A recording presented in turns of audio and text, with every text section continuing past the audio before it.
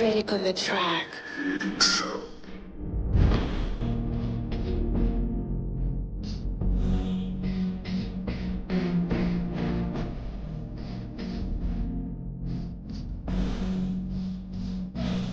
Njya nifuza kugufata nkakurinda bakuriza njyewe joka nkagusetsa ntagukoze nkaguhuza ariko ukomeza kumbera ibamba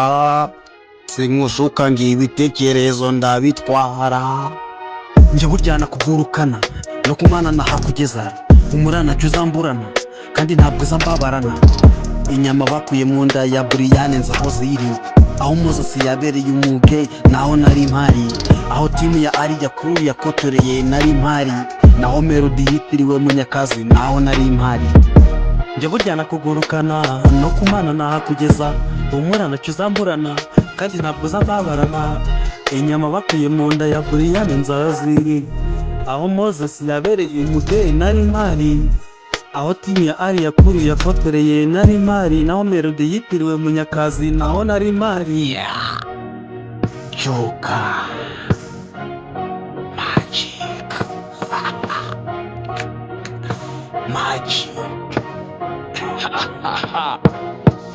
tekereza ko Titi Brown na Nyamba aho basumaniye njye mpazi papa zavana mu maso ibyo bakoreye inyuma y'inzu nabyo ndabizi Pastor Claude na Mignoni byangwa n'amaso y'Uwiteka bakoze nabyo ndabizi Aisha na Irede bataratandukana ibyabo ndabizi himbara shikara yagara curira nagukiza kuryaryata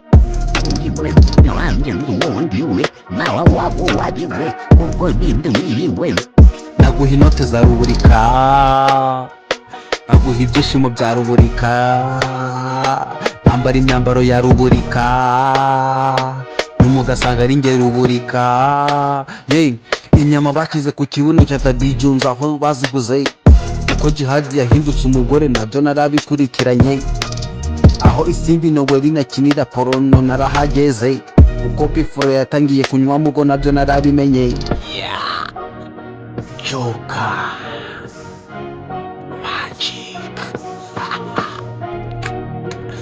Magic tekereza ko Titi Brown na Nyamba aho basumaniye njye mpazi papa zavana mu maso ibyo bakoreye inyuma y'inzu nabyo ndabizi Pastor Claude na Mignoni byangwa n'amaso y'Uwiteka bakoze nabyo ndabizi Aisha na Irede bataratandukana ibyabo ndabizi